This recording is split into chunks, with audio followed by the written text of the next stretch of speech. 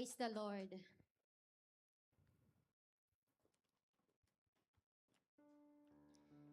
Bago po tayo mag-umpisa, let us pray. Hallelujah.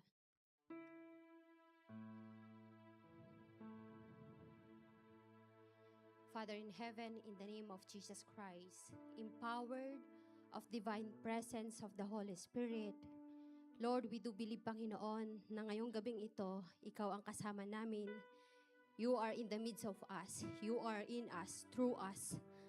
At Lord, ang iyong kapangyarihan, Panginoon, ang aming mawi-witness ngayong gabing ito, ang iyong banal na Espiritu, Panginoon, ang kikilos sa buhay ng bawat isa. As I speak the word of God, Panginoon, salamat sa revelation na impart mo po sa akin, na aking na-receive, na ito rin, Panginoon, ay marireceive ng lahat ng aking mga kapatid na nandito tonight. Lord, let our eyes, our heart be open, Panginoon, as we already receive the open heaven, O Lord Jesus, O God. Marami pong salamat, Panginoon, na sa lahat ng iyong mga salita na aming maririnig, mababasa. Hallelujah. Lord, ito'y aming malalakaran, hindi ng sarili naming kakayanan, but by the empowerment of the Holy Spirit, in the name of Jesus Christ. At Lord, hallelujah, as you are the source of everything, Panginoon, Lord, ikaw din, Panginoon, ang magbibigay sa amin ng lahat, O Lord, ng aming mga pangangailangan, because you are the greatest above all. You must always increase and we must decrease ngayong gabing ito, Lord Jesus, O God. All the throne, all the dominion, all the position, all the credit, hallelujah, is only belong to you forever and ever in our life, in Jesus' mighty name. Amen and amen. Praise the Lord. Amen. Bago ko umupo, I do believe na lahat tayo ay nag-agree na lahat ng salita ng Diyos na ating marireceive. Amen. It will be happen unto us. Kamayan mo muna ang iyong mga katabi at mag-release ka ng blessing. Sabihin mo, I agree that the heaven is already open unto you. I agree that the greatness of God is evident sa buhay mo. I agree that the Lord Jesus Christ is mighty and powerful sa buhay mo. I agree that your life is blessed to be a blessing. Amen. I release. Punta ka sa kabila mo, sa likod. Kung kailangan puntahan mo sa kabila or sa kanan, kaliwa ang iyong kapatid, puntahan mo. I-release mo ang lahat ng mga biyaya na para sa iyong kapatid. I release all kinds of blessing over to your life, into your life, will happen unto you. Hindi ka mawawalan, hindi ka mauubusan, because the heaven is open unto your life. Amen. Amen. Praise the Lord. Hallelujah. Ayan. Pwede na po tayong umupo. Our topic for tonight is our call with His greatness. At pag-uusapan po natin sa gabing ito how God already opened the heaven as we continually respond sa salita niya na ating mga nare-receive at marireceive pa. Pag sinabing called, amen, ikaw ay inassign ng Lord. You are being requested, you are being chosen, and you have a divine invitation from the person who called your name. At pag sinabi namang greatness ng Lord, God greatness, ito yung ipapaunawa sa atin ng Lord how great He is. Yung absolute supremacy niya, yung infinite majesty ng Lord, yung unmatched siya sa characteristic or character ng tao. It compasses yung kanyang all-powerful na gawa, amen, na yung infinite sa atin at beyond yan sa effort na kaya mong gawin. Because God's greatness is infinite and it is always ultimately beyond your human effort. Yung supremacy ng Lord is always active and alive because His presence sa buhay natin ay active and alive. At naalala ko po when I am starting ng mission sa Russell Kaima, bagong-bago po ako noon as a baby Christian na matatawag. Binigyan ako ng Lord ng verse of the year. At ang verse of the year po na yon ay nasa John 14 verse 3. Sabi doon, and if I go and prepare a place for you, I will come again and receive you unto myself, that where I am, there ye may be also. At nung na-receive ko po ito, talagang doon ko po naranasan yung pagtawag sa akin ng Lord na every word na binibigay po sa akin, talagang ninanamnam ko at talagang sabi ko, Lord, kailangan ko siyang malakaran, hindi ng sarili ko, kundi by the power of the Holy Spirit.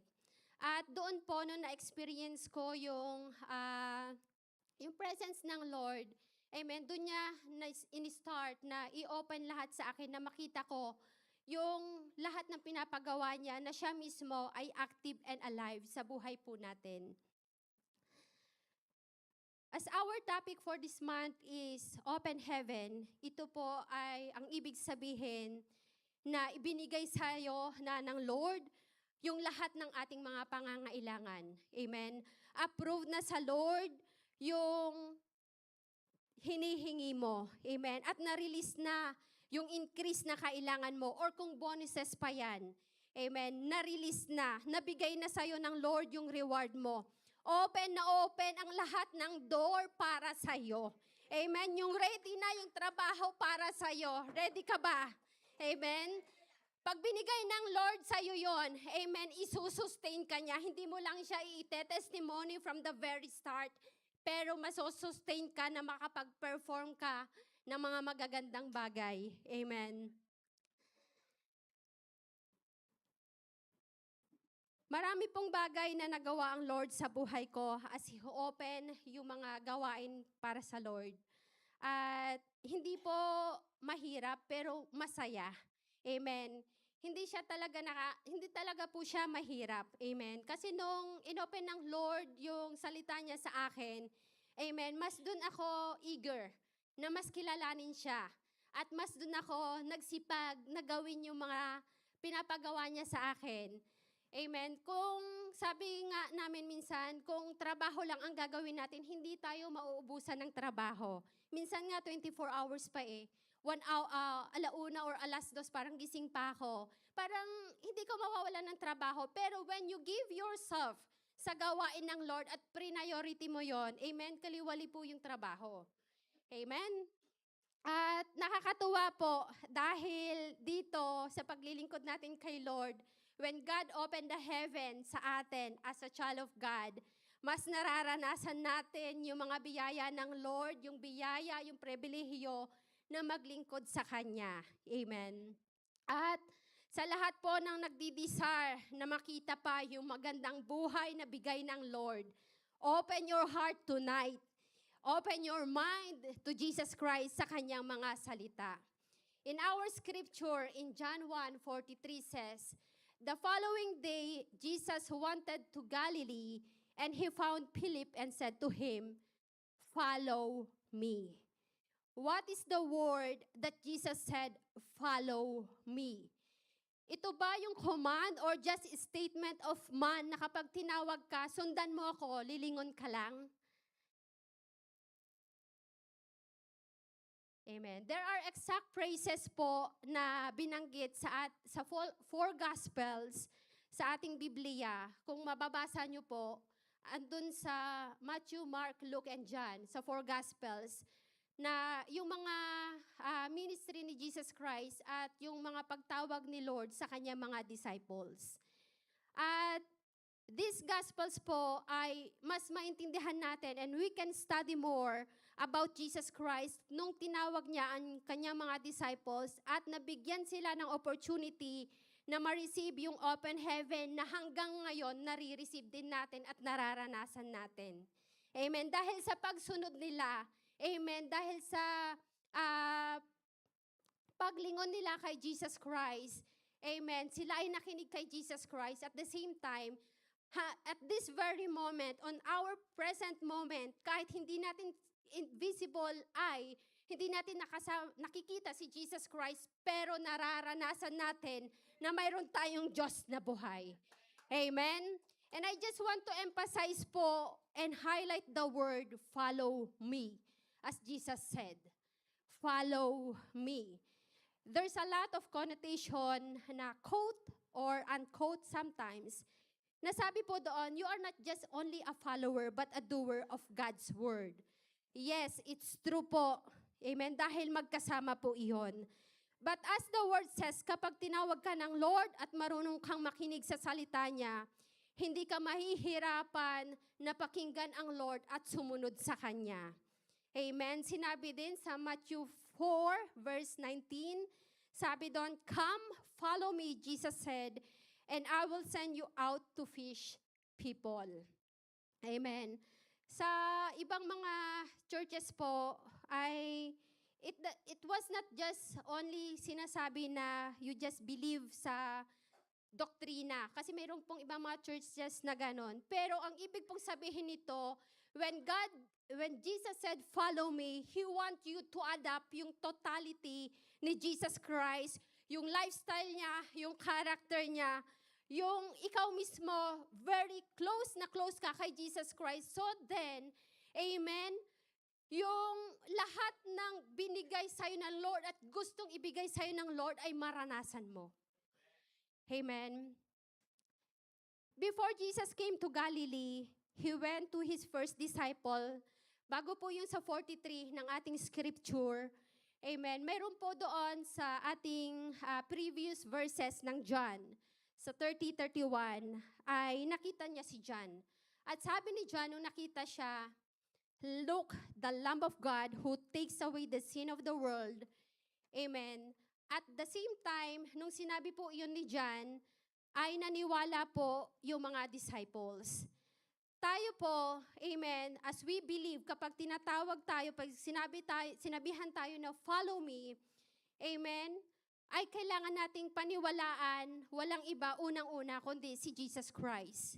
Kasi kapag ikaw ay naniwala at sumunod sa Kanya, you will always be mawawala kung ano yung alam mo lang. Amen? At sa atin po, as I continue po, para lang ma-relate po yung ating mga verses sa ating pinag-uusapan, sa John 1:45, sabi din po doon, sa verse 45, Philip found Nathanael and said to him, "We have found him of whom Moses in the law and also the prophets wrote, Jesus of Nazareth, the son of Joseph." Ayan. At pag-uusapan po natin about yung two main character po dito sa ating binasa. Si Philip muna. Amen? And later on si Nathanael. Si Philip po, he was from Bethsaida. And yung tinitirhan niya, origin siya sa may town of northern shores of the Sea of Galilee.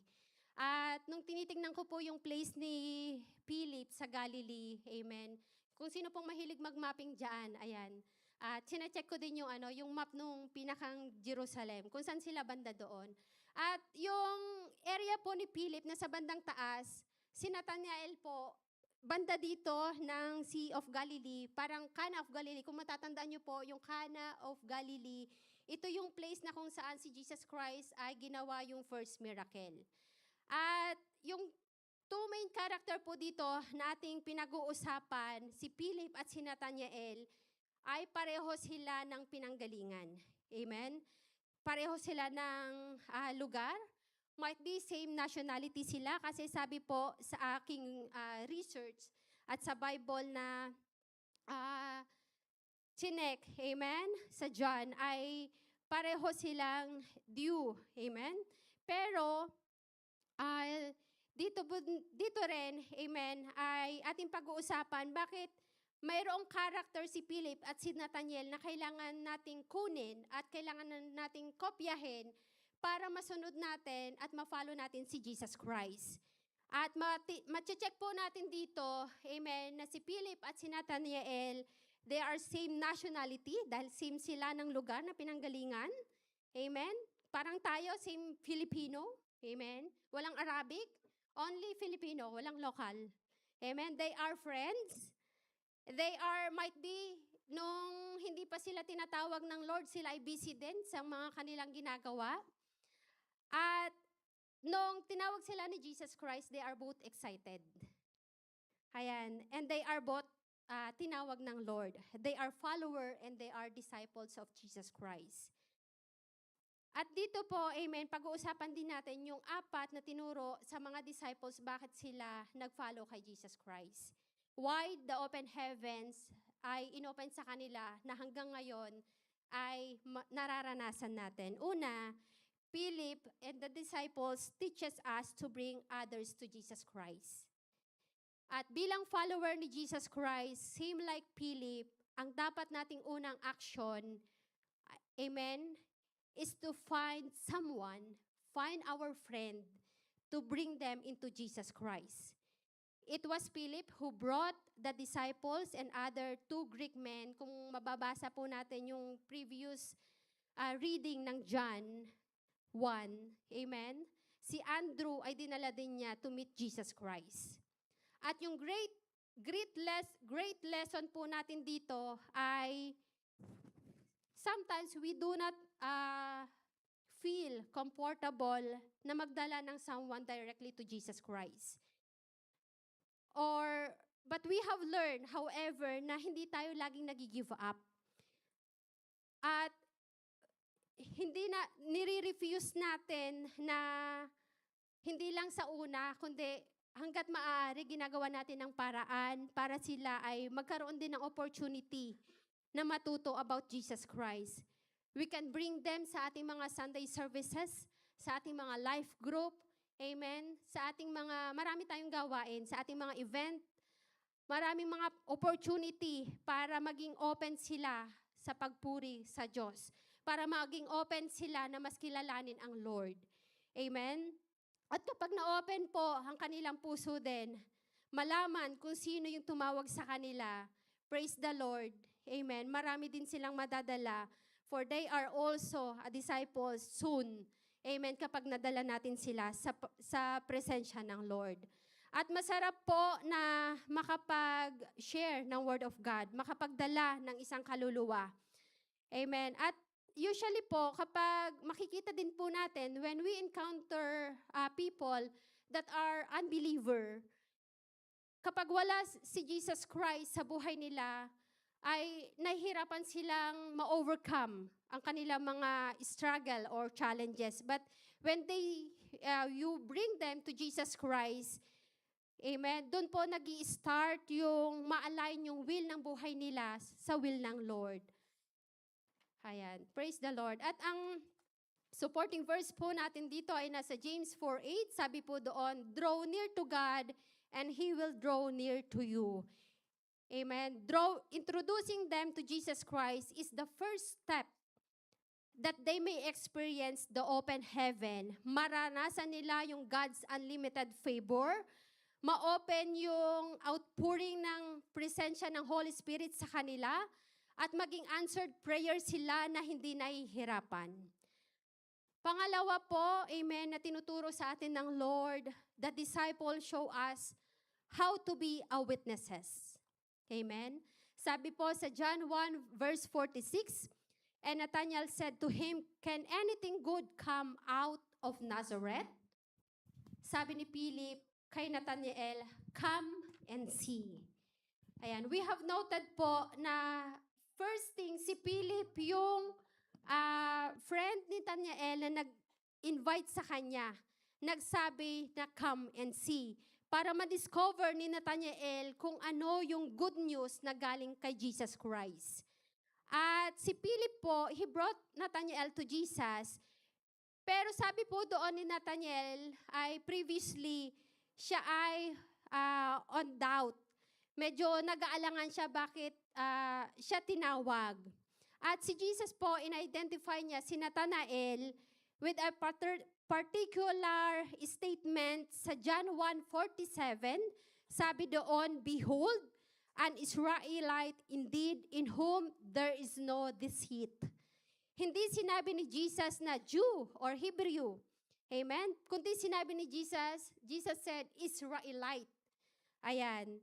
Yung Israelite po dito is in some reference, is like a religious word. Amen?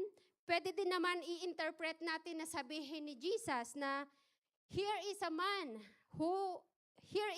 of God who is honest. Here is a man who is trustworthy. Here is a man who is faithful. Amen? Pero sabi doon, amen, "Behold, an Israelite indeed in whom there is no deceit."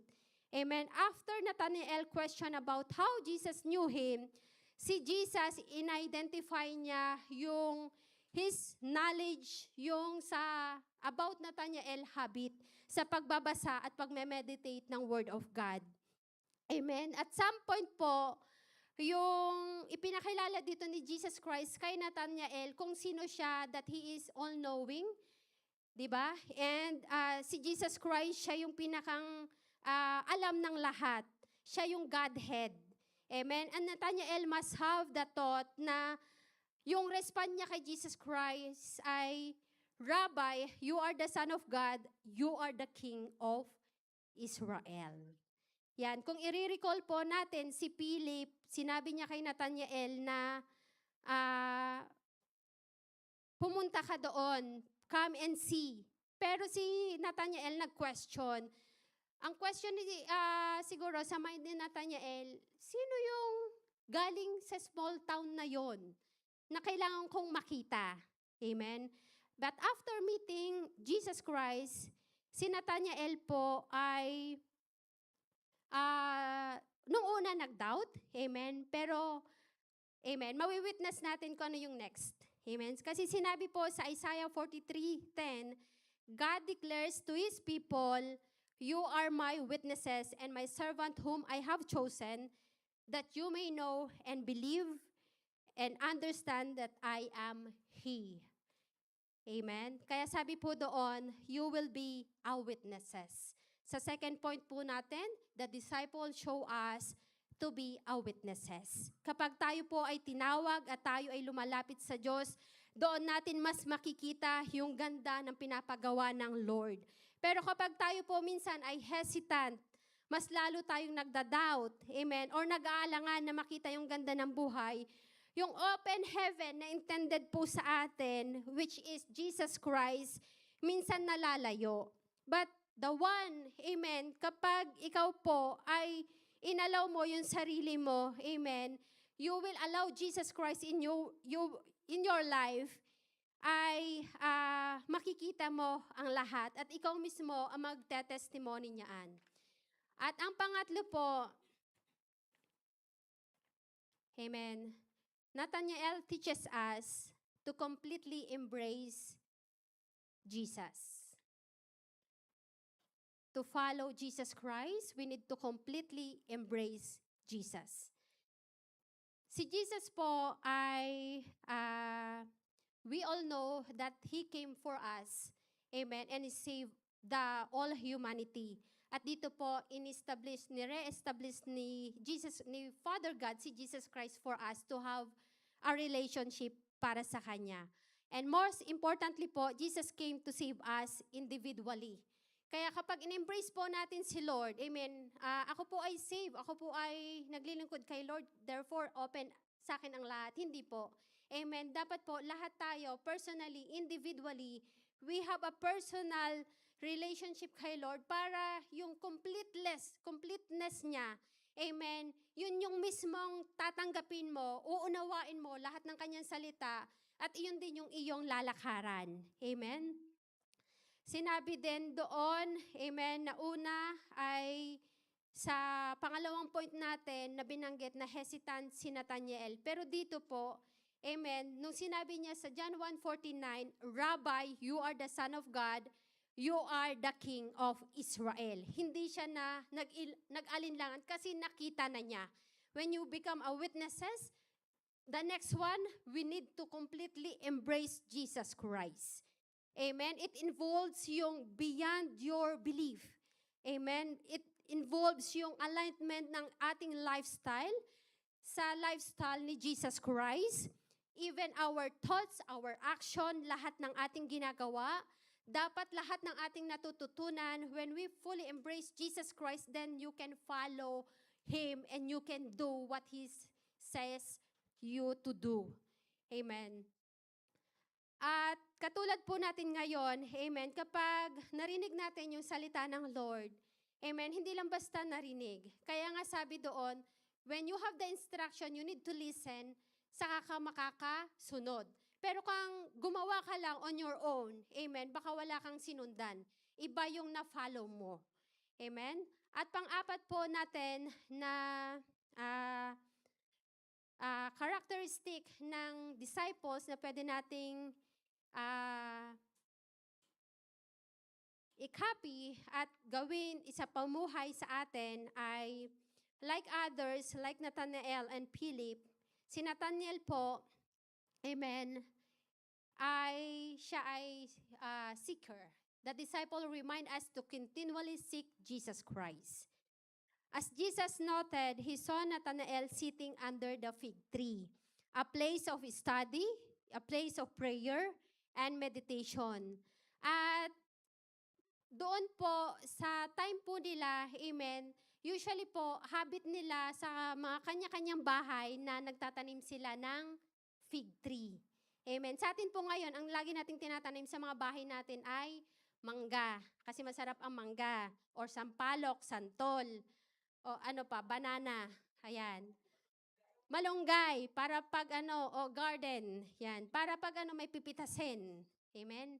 Masarap po yun. Kaya ako po, gusto ko rin, pag may bahay lupa, gusto ko mayroong bakuran. Alam niyo po yung may kompletong pang pinakbet. Ayan, o kaya pang sinigang, masarap po yun. Pag pinitas mo yung mga bunga, edi masarap lutuin. Masarap din sa sikmura. Ayan. Ayan, masarap din yun sa soul. Kasi pag kinain mo yung masarap, edi refresh ka. Ayan, amen. Dito po, amen, balik po tayo sa 4 points. Sabi doon, the disciple remind us to continually seek Jesus Christ. Amen. At dito po kay Nathanael, una po ay nag-doubt siya kung matatandaan po natin. Kasi tinanong pa niya si Jesus Christ. Nagtanong pa siya. Pero later on, after finding Jesus Christ, he became the second kind of seeker. At nung na-discover niya yung direction through Jesus Christ, he continually seek Him, yung kanyang, at naging faithful disciple siya. Kaya siya nasa Bible. Amen. Kaya siya, kapag binasa natin, amen, itong mga disciples na ito, kahit mawala tayo dito, nandun pa rin sila as a role model, as an encourager, an inspiration sa buhay ng bawat isa. And Nathanael never ceased to be a seeker, pero ang finalo niya ay si Jesus Christ. Amen?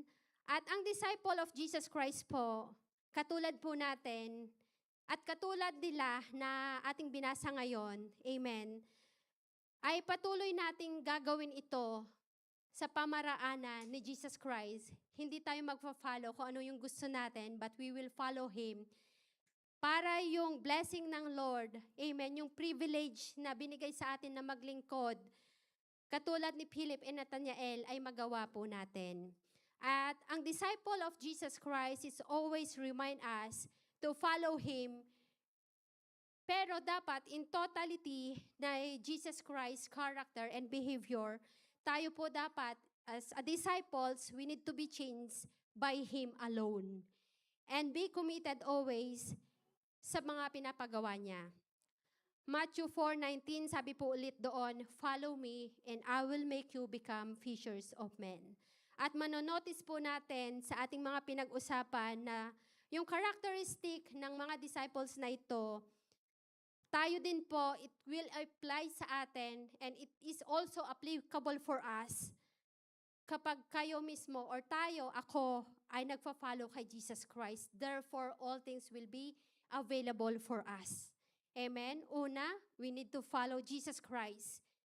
He or she is always being changed by Jesus Christ alone. He or she, amen, is committed to the mission or ministry of Jesus Christ. And having this characteristic, amen, na pinapa-apply sa atin as a disciple of Jesus Christ, ma-enjoy po natin continually yung open heaven, the greatness of God na binigay po sa atin because He is great in our life. At ito po ay kailangan, amen, na mayroon tayong sinusundan. Amen, walang iba kundi si Jesus Christ, His word alone.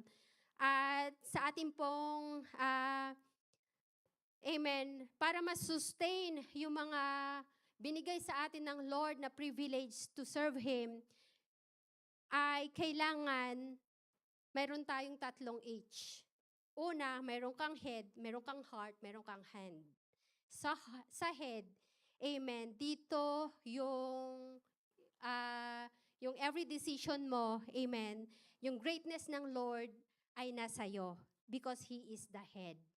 Amen. Yung pangalawang H, yung heart po natin, amen. So then, kapag binago ng Lord yung puso natin, all things will be open sa atin. Amen. Dahil open ka din na, amen, open ka rin lagi na gawin yung pinapagawa sa'yo ng Lord. By our hand, amen, ito po ay nagsisimbolize by our action that we can actively committed sa lahat ng mission or project or anything na pinapagawa po sa atin ng Lord. Amen.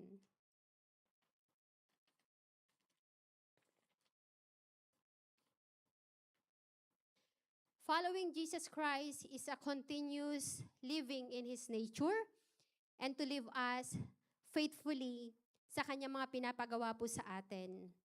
Amen. At kung kaya po natin gawin, sabi po dito sa Matthew 16:24, then Jesus said to His disciple, whoever wants to be my disciples must deny themselves and take up their cross and follow Jesus Christ.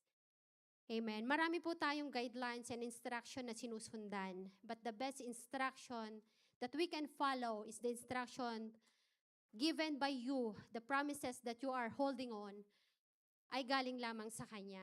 Amen. Kasi minsan, pag nasunod minsan yung gusto natin, amen, it sometimes nakakairita sa ibang tao dahil hindi kanila naiintindihan. Or minsan nakakainis dahil hindi nila nakikita kung sino yung nasa puso mo. Kaya dapat, amen, lahat, everything, the one na pina-follow natin is our head. So then our hearts is connected to Him. Amen. Open ang Lord sa lahat para sa atin. Amen. To conclude po ng ating mga napag-usapan ngayong gabing ito, like other disciples who heard the word of God, He assured us that all His promises was given to us dito pa lamang sa mundong ito. And as a follower who always be a witnesses of His goodness, sabi doon, come and see. A sharer of God's faithfulness was passing to us by the two character ng ating binasa at yung characteristic na na-imply sa atin, na-impart sa atin, amen, ay dapat din nating isusustain, i-hold sa puso natin and we can impart to somebody else. Amen. Learning from it, amen, believing on it, to be saved, yung ibang tao ay napakaganda po na testimony at dun po kapag amen, kapag nagagawa natin ay talagang everything is fully rewarded dahil open ang lahat para sa'yo. Amen. And sabi po doon sa 1 John chapter 1:30, a man who comes after me has surpassed me because he was before me. A man who comes after me has surpassed me because he was before me. Be a sharer of the word of God.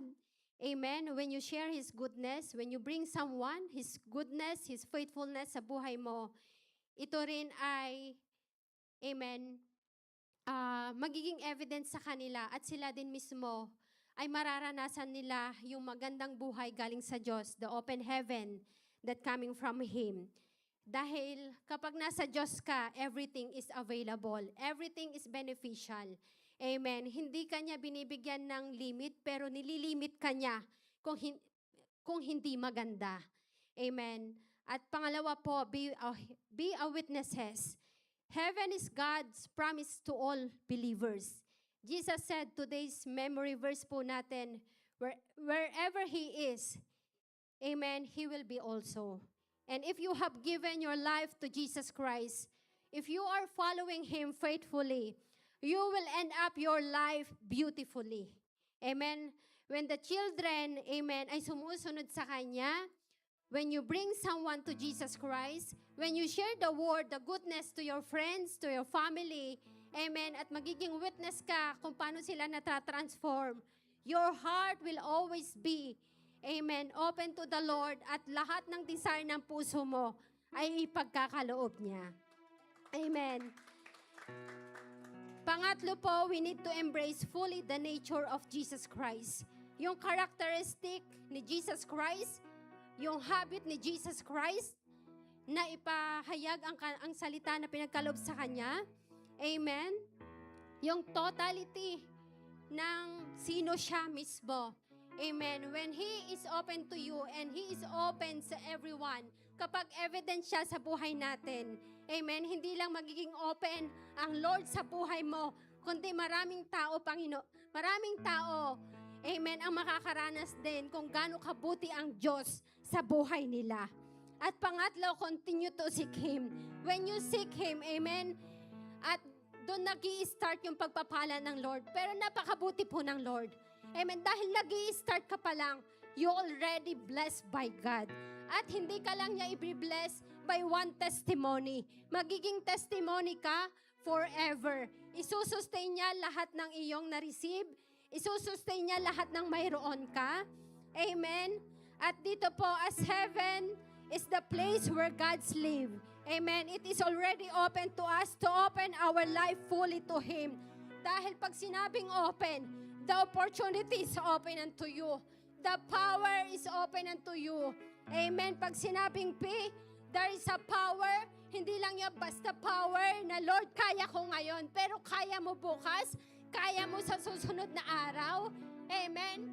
At amen, sa P, there is an unlimited power na nanggagaling sa Lord. Pag sinabing E, amen, there is an extraordinary na kung saan makakapag-perform ka always. Lagi kang in excellency. Amen. At pag sinabing N, amen, non-stop ang biyaya ng Lord sa'yo. Kaya hindi po mahirap sa Lord na ibigay kung ano yung mga pangangailangan mo. Dito pa lang, as He already opened to you the blessing, amen, yung privilege na maglingkod ka kapatid. Amen. Hallelujah. I praise the Lord po sa Project Expansion sa Rasal Kaimar, the Rock Formation. At isama niyo po sa panalangin, amen, as we have the project in Rock Formation. Ang mga disciples din po dito sa Dubai ay nag-open ng mga life group. Nandito po sila. Kompleto sila kasi sabi nila, so supportahan nila ako. At nakasuporta po sila. Nag-amen po yung mga yan. Amen. Sa gawain para sa Lord. Dinivide namin. And I'm so inspired po, kaya maganda na may katrabaho na same believer. Si Sis Dan po ay magkatrabaho kami. Lagi ang pinag-uusapan namin, kung hindi trabaho, ministry, kung ano yung magpapalago, amen, sa worship, sa program, kung ano yung mga strategy, mga ideas na pwede namin gawin sa mga project, hindi lang sa Rock Formation, sa Limitless Dera, sa Rush Idea is God's Idea, sa Lighting Up Satwa, sa Limitless Dera. Amen. At nakakatuwa po dahil inopen ng Lord yung opportunity na maglingkod in so many ways. Kaya hindi po mahirap maglingkod sa Lord. Sabi ni Ate Crystal kanina sa bahay, nung alam na ako magpre-preach, sabi niya, nakakatuwa naman. Hindi ko alam yung word niya, pero alam mo yung puso ko mas lalong naging open. Parang mas ginanahan ako pumunta sa mga gawain sa Lord. At ayun nga po, we have a project na kung saan inopen ng Lord ang opportunity. Nung una nang sinasabi po sa amin ni Pastora yon, kung anong feeling nyo, ano nyo, yung puso ko po talagang hindi ko alam, hindi ko maunawaan kasi parang hesitant ako. Parang ayaw ko kasi na-experience ko na siya. Na-experience ko na way back. Ilang years po iyon. Pero hindi po nawala ng kabuluhan iyon. Kaya binigyan din kami ng tamang pangalan, The Rock Formation, na kung saan ginagather na lang ngayon yung mga disciples po doon upang mas mabuild sila. At ito lang yung binigay sa akin ng word of God. Kasi ang dami ko pong, alam nyo pong extra baggage. Ang dami kong kinukonsider, ang dami kong iniisip, paano ko gagawin, ganito. Only one word that God gave me is in Mark 16:15, that I need to preach the word of God. That's it. Amen. At doon po inopen ng Lord ang opportunity kung bakit po tayo ay nai-enjoy yung buhay na mayroon po tayo ngayon, kung bakit masarap gumawa ng sumunod sa Lord, kung bakit masarap makipag-fellowship tuwing life group. Amen. Kaya masarap pong kumain kasama ang mga disciples. Amen. Kahit hindi mo pa kakilala minsan, so you are so very excited dahil may bagong kaluluwa minsan na nakakasama. Ganon din po ba kayo kapag nakikipag-fellowship kayo? Kahit may gawain sa Monday, Tuesday, Wednesday, Thursday, Friday, Saturday, Sunday, kompleto, di ba? Kaya wag niyo pong hayaan na isang araw lang doon wala kayong gagawin. Amen? Ayan po, praise the Lord. We need to bring people to Jesus Christ. We need to be our witnesses. We need to embrace totally Jesus Christ and to seek Him. Diyan isusustain ng Lord yung open heaven na atin nang na-receive. Amen. Praise the Lord. Sa Kanya po lahat ng papuri at pasasalamat. In Jesus' mighty name. Amen. For our prayer, I invite Reverend Leilani Lusterio to pray for us.